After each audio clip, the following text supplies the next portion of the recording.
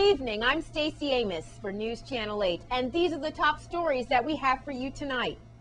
Our VIPD canine dogs help out in Nevis. Our delegate to Congress explains why a CFO is necessary in our territory. And Dominica is mourning the loss of a true statesman. Those stories and more are up next for you on News Channel 8.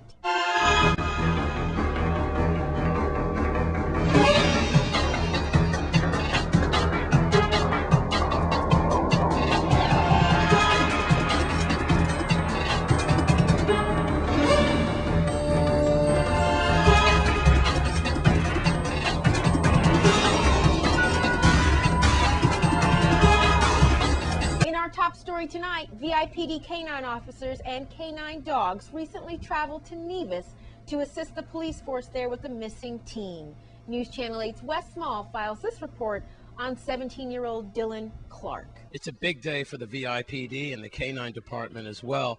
We're helping out our brothers and sisters in St. Kitts and Nevis, Stacy, and we are talking about 17-year-old Dylan Clark, the young man that you're seeing right now on our screen.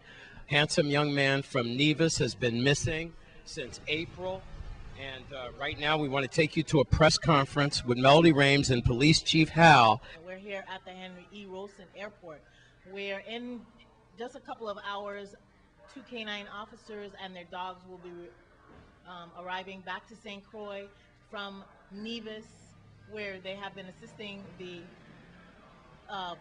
police department there in a missing teenager case. Now, the dogs that we brought down, or the dog that we brought down to Nevis is a cadaver dog. And in fact, this is the same cadaver dog who identified the missing girl, the 5-year-old girl who was missing in North Carolina in 2009, in November 2009. So this cadaver dog is a highly specialized, highly trained, and very capable dog that we've sent down to Nevis to assist them with this case. The young man in this case, a 17-year-old, has been missing since early May, and the police department have exhausted a lot of the resources that they have. And because the Virgin Islands and the Nevis St. Kitts Police Commissioner have a very special relationship, so our officers have been down there for about 3 days, and Chief Howell is going to tell you a little bit more about what happened on the island. As the public information officer already told you, we did send master trainer Jason Viveros and also canine handler Nakia Samuel to St. Kitts and Nevis to assist in the missing persons case. The dog that was sent was the dog Hassan, who is handler is Nakia Samuel. And prior to the dog leaving, we did test the dog to make sure its training was up to par and everything. The dog was able to locate a piece of human cadaver the size of a quarter in a 1 mile area, square area here in St. Croix that had been buried. So the dog is very, very good at what it does.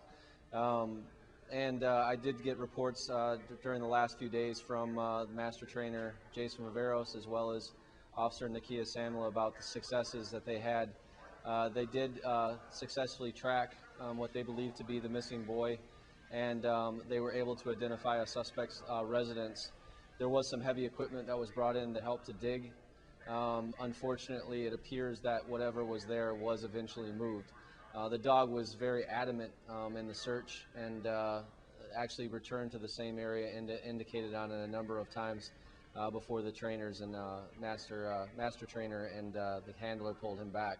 So we do feel that we've definitely advanced the investigation for them and helped them get a little closer to a suspect. Well, there you have it. You know, even here locally and even abroad, St. Kitts and Nevis. And then you also know that in South Carolina, that same dog was instrumental. Again, a bittersweet situation as it found a 5-year-old little girl's body in South Carolina a little while ago. So these dogs are definitely superstars when it comes to cadavers and so forth. So heads up again to the men and women in blue. You know they need it. Their morale is definitely taking a boost. Here at Henry Rolson Airport, where we await the heroes, even the 4-legged ones. I'm Wes Small for News Channel 8. And congratulations to Hassan, that special canine dog. We'll try to give you an update on this story as it unfolds. In other news, Delegate to Congress Donna Christensen recently spoke out about transparency and why a CFO is necessary in the Virgin Islands. Talk about the CFO, the Chief Financial Officer for the Virgin Islands, and the governor is not happy with you continuing. He says it's a waste of time for you to try to find an officer to be in charge of our financial affairs. A lot of other people, though, say different. And what do you have to say about that? You continue that. How is that going about our Chief Financial Officer being used here in the Virgin Islands? Well, having had a committee hearing, that's a very positive step in the right direction, because that takes us to marking up and passing it out of committee and getting it to the floor. And then we go over to the Senate, which is where we've had problems in the past. I don't think it's a waste of time, and as I walk around the territory on all three islands, I find many people don't think it's a waste of time. And I'm sure that I've been encouraged for a long time to reintroduce the bill. This is a much leaner bill. It does not step in on the authority of the governor in any way. It certifies what our revenue is and reports that to the public. And it also has as one of its duties, the office has, to improve the financial management systems to make sure that they're working well and they're well integrated and they provide accurate information. And so the other complaint is that we're taking the territory back to colonial times. Well, there's no interference from Interior in this. Interior is not a part of choosing the CFO or sending a CFO. It's a committee that's locally set up that reviews applicants and sends 3 of the top applicants to the governor for him to choose. Some people think that that does not make it independent enough, having the governor agree to decide on make that decision, and then the legislature approves them. But they are independent and can be removed only for cause, and cause is spelled out in many legal documents, so we know what that is. But the people, when people are hurting, having their salaries cut, being laid off, and when other austerity measures could be taking place, it's really important for them to know with certainty. And I don't really necessarily question what the governor is saying, but there's uncertainty out there.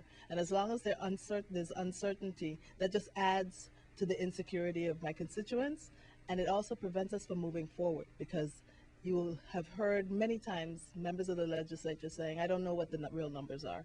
If they can't agree on a number, on where we are, how can we decide where we're going? And so we're trying to get past that barrier so that we can all be on the same page. The unions can be on the same page and be able to negotiate with sure numbers and move forward. Dr. Donna Christensen, our delegate to Congress, thank you so much. Thank you, Wes. At her office in Sunshine, I am Wes Small for News Channel 8. And Elena Christian Junior High School recently held a special spring concert.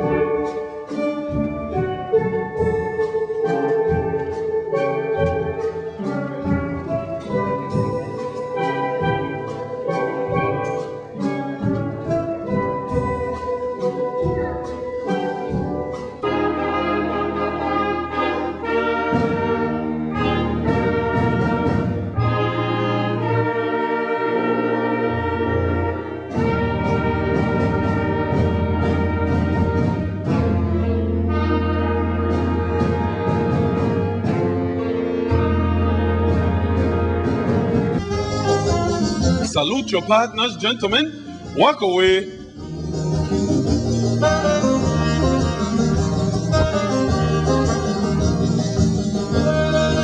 Salute your partners. Continue. I want to say that the support that you give your children is very important, and I'm very proud to be here at the Elena L. Christian Junior High School. Thank you very much for being here. Thank you very much for your support, especially in supporting your children. We'd like to thank Earl Morris for providing us with that footage.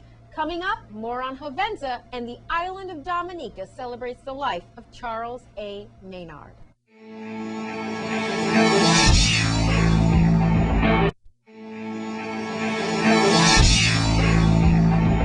Now here's here's your Caribbean report.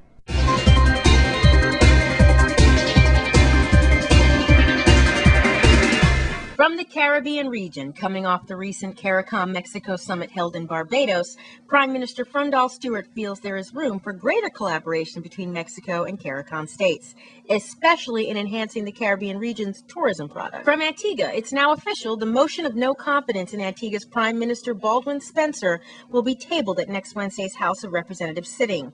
House Speaker D. Giselle Isaac Arundel has confirmed that the opposition leader has requested that the motion be included on the order paper of that sitting. Additionally, according to Mulwin Joseph, Finance Minister Harold Lavelle has consistently lied to the electorate, who he said he would provide evidence to this soon. From Anguilla, the tiny tropical paradise is pleased to announce the first annual Anguilla Lit Fest, a literary jollification. This auspicious event starts today, May 24th, and goes through May 28th, under the distinguished patronage of award-winning author Terry McMillan, who will be headlining the event. Celebrities Hill Harper and Cheryl Lee Ralph are also expected to attend. From Dominica, Bishop of Rosé, His Lordship Gabriel Malzer described the late Charles A. Maynard as a true Caribbean ambassador to Christ and state, as he was laid to rest yesterday afternoon.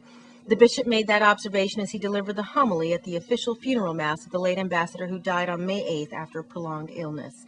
Like others have observed, Bishop Malzar said the deceased died with his boots on. He was still Dominica's ambassador to CARICOM and the OECS. From Guyana, the upcoming United Nations Conference on Environment and Development in Brazil must address challenges crucial to a green economy, so says Guyana President Donald Ramotar. Speaking at the recent CARICOM Mexico summit, Ramotar shared the view that a green economy framework can play a critical role in rehabilitating the economies of CARICOM member states. From Jamaica, a June 8th sentencing date has been set for confessed Jamaican crime boss Christopher Dudas Koch, who is facing 23 years behind bars in the United States on racketeering and conspiracy charges. And also Red Stripe, the iconic Jamaican beer, is on its way to becoming truly homegrown as parent company Diageo aims to replace 70% of imported inputs with locally grown raw materials by 2020. From St. Lucia, locals and residents, as well as small businesses in St. Lucia who wish to access immediate funds for daily needs or business working capital, can now do so more quickly and more efficiently than ever before. That's the word from the country's newest microfinance institution, Accel Finance. From Puerto Rico, the mayor of Puerto Rico's capital says he plans to offer free internet service to people in the largest public housing complex. Jorge Santini says he plans to invest at least $250,000 in federal funds to set up wireless connections across the complex, where some 20,000 people live. And Univision has a new beauty pageant queen at its network. Puerto Rican Vanessa de Royd beat out thousands of girls to win Nuestra Belleza Latina 2012. In your cricket update, Dinesh Ramdin said confidence in the West Indies team remained high, and they will be aiming to keep the series alive when the second test against England opens on Friday at Trent Bridge.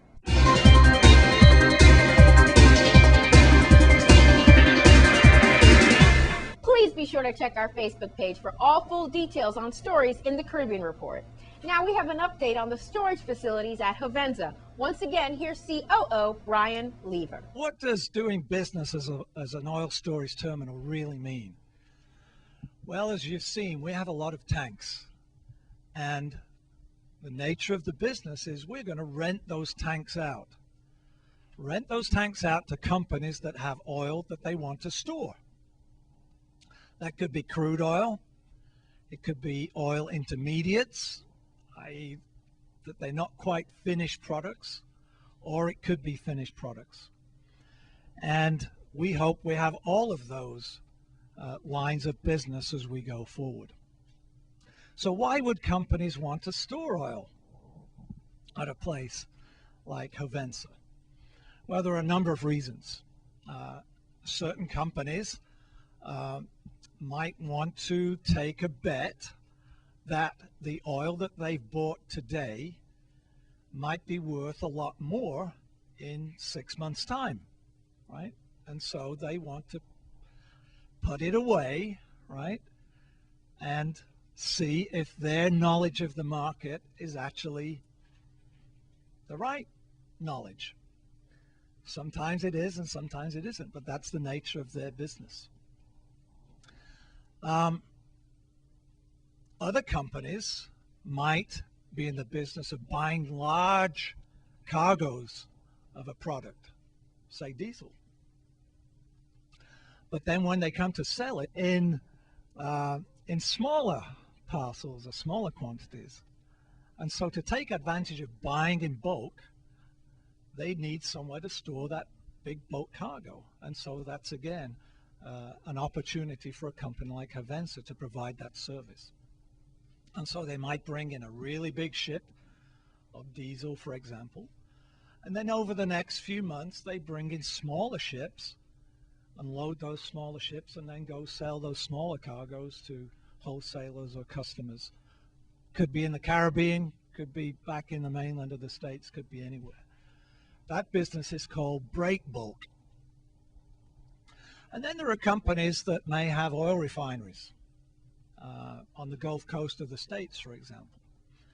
And as most equipment, occasionally it needs to get maintained.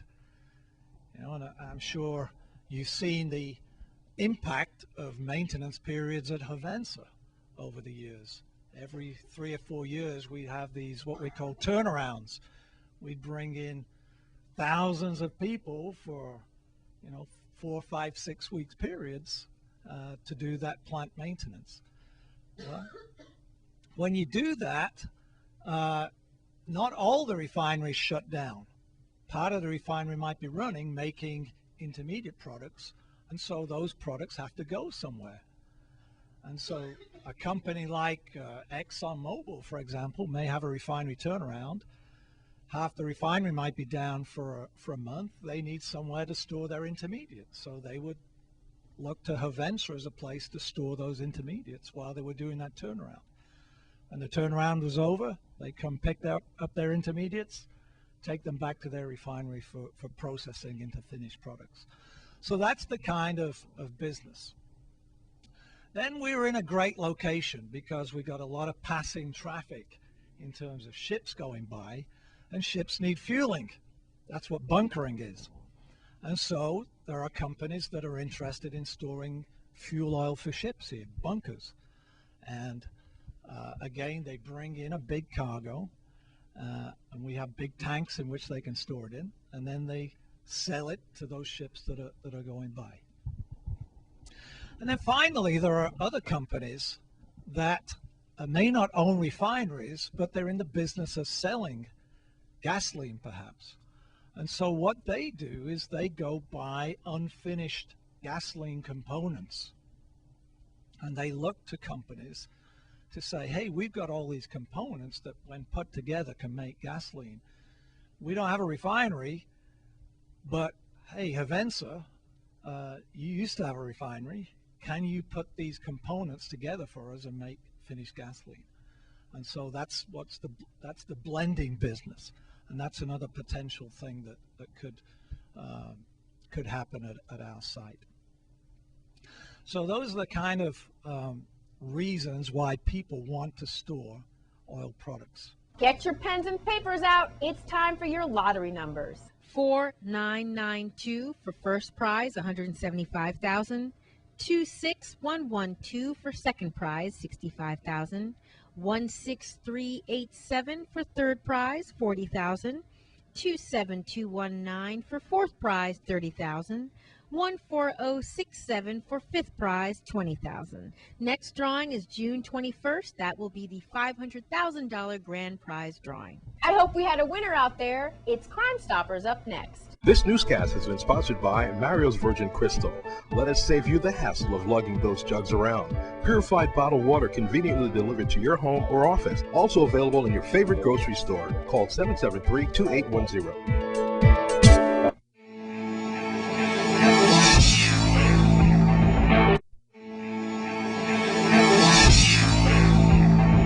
Now here's your weekly Crime Stoppers report. This is Judy with your weekly Crime Stoppers report.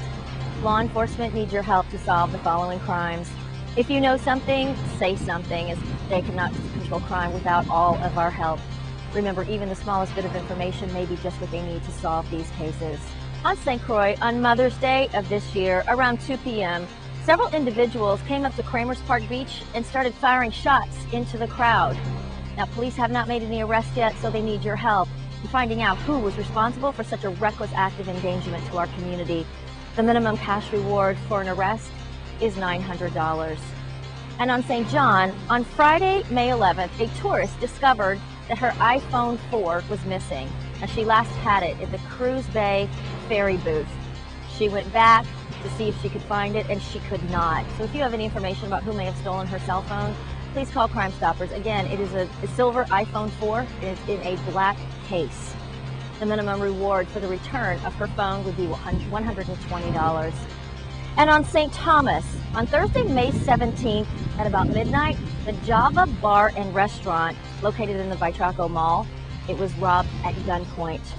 Now, the employees and customers stated that 3 armed, masked males came in and ended up taking an undisclosed amount of money, and then they fled on foot. A similar robbery also took place on Friday, May 11th at the Munson's grocery store at about 10 p.m. Again, the minimum cash reward for the arrest of a robbery suspect is $900. You can submit information on these or any other crimes by calling the number right there on your screen, 1-800-222-TIPS, which is 8477, or you can always log on to our website at crimestoppersusbi.org. Your tips are always anonymous, and our stateside operators, they do speak several languages. If your information leads to an arrest or the recovery of stolen property or illegal drugs or weapons, you will receive a cash reward to be paid according to your instructions. Crime Stoppers has recently approved about 6 rewards totaling $4,900 in cash. So if you submitted a tip to Crime Stoppers, please contact us to find out if your tip is eligible for a reward. This has been Judy with your weekly Crime Stoppers report.